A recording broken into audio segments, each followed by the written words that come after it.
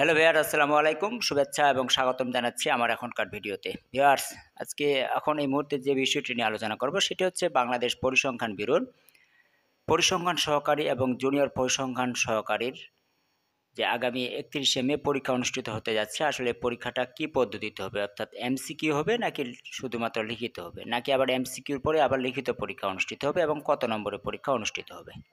এবং সেই সাথে আলোচনা করব এই জুনিয়র পরিসংখ্যান সহকারী এবং পরিসংখ্যান সহকারী এই দুটি পদে আসলে পোস্টিং কোথায় হয় এবং এটার কাজ কি। আশা করছি ভিডিওটা আপনারা শেষ পর্যন্ত দেখবেন। এরকম নিত্য নতুন ভিডিও তথ্য সবার আগে পেতে আমার এই চ্যানেলটি সাবস্ক্রাইব করে পাশে থাকা বেল বাটনটি প্রেস করে পাশে থাকবেন। আপনারা সকলে অবগত আছেন যে আগামী ৩১ মে বাংলাদেশ পরিসংখ্যান ব্যুরোর জুনিয়র পরিসংখ্যান সহকারী এবং পরিসংখ্যান সহকারী দুইটি পদের একই সময়ে, অর্থাৎ একই তারিখে এবং একই সময়ে অনুষ্ঠিত হতে যাচ্ছে। তো এখন অনেকেই বিষয়টা নিয়ে কনফিউশন যে আসলে কোনটা ছেড়ে কোনটায় পরীক্ষায় অংশগ্রহণ করবে। তো আমি যখন আলোচনা করব এই পদের দায়িত্ব, সুযোগ সুবিধা বা পোস্টিং কোথায়, তখন আপনাদের এই বিষয়ে সিদ্ধান্ত নিতে অনেকটা সহজ হবে। তবে প্রথমে আমি যেটা আলোচনা করব সেটা হচ্ছে যে পদ্ধতির পরীক্ষা কি পদ্ধতিতে অনুষ্ঠিত হবে। যেহেতু নোটিশ বোর্ডে বা পরীক্ষার নোটিশে দেওয়া আছে ১ ঘন্টা ৩০ মিনিট সময়, সেক্ষেত্রে সে অনুযায়ী অনেকে আশঙ্কা করতেছে পরীক্ষা লিখিত হবে নাকি আবার।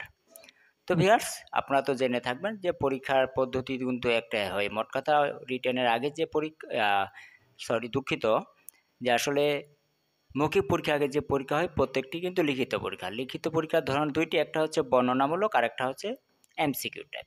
তো আপনাদের এই পরীক্ষাটিও হবে এমসিকিউ টাইপ পদ্ধতিতে।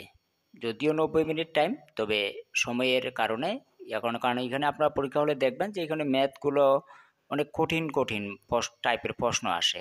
যে ম্যাথগুলো করতে আপনাদের অনেকটা সময় লাগবে।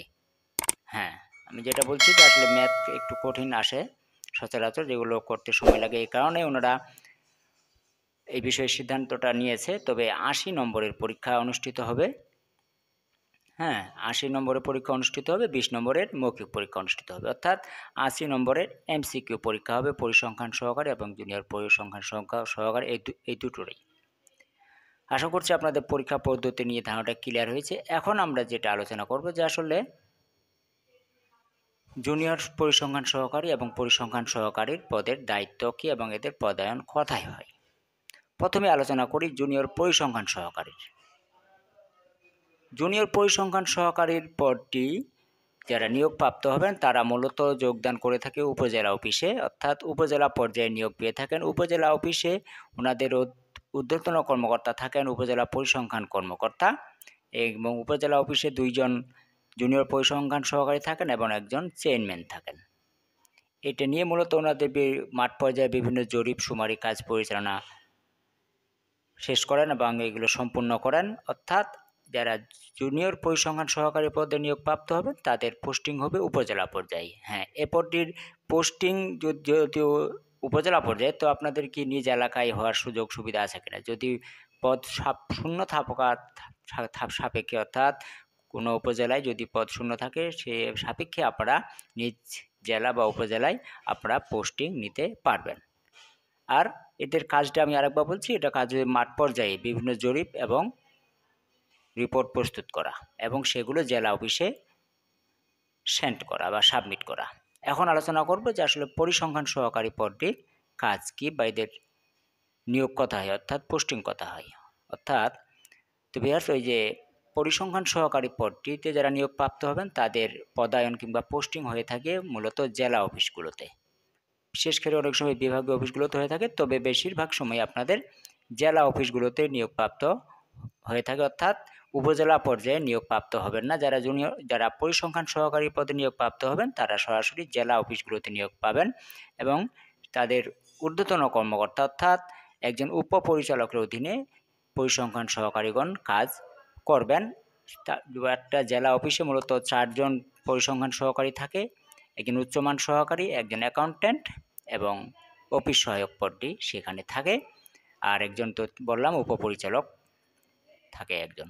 তো ওই পরিসংখ্যান সহকারীর যে কাজটি হচ্ছে সেটি হচ্ছে এই যে মাঠ পর্যায়ের এই যে উপজেলা পর্যায়ে যারা জুনিয়র পরিসংখ্যান সহকারী যারা বিভিন্ন জরিপ ও মাঠ পর্যায়ে কাজগুলো করে জেলা অফিসে জমা দেয়, সেইগুলো রিভিউ করা বা চেক করা বা ওইগুলোই কাজগুলোই মূলত ওনাদের বিষয়টা। তবে গ্রেড সংখ্যা একই হলেও এখানে কিন্তু হালকা একটা সিনিয়রিটি রয়েছে বা একটু সম্মানের দিক আলাদা রয়েছে।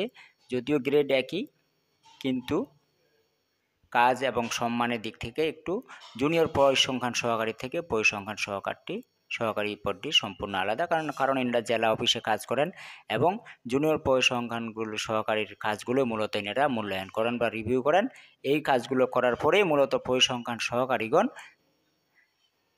ওনাদের উপপরিচালকের মাধ্যমে মূলত হেড অফিসে ওনাদের রিপোর্ট বা বিভিন্ন জরিপের কাজ বা ফলাফল ওনারা যে মূলত প্রধান কার্যালয়ে সেন্ড করেন। আশা করছি আপনারা বুঝতে পারছেন। তবে ভিউয়ার্স, এই ছিল মূলত আজকে আলোচনার বিষয়। সকলকে ধন্যবাদ। আল্লাহ হাফেজ।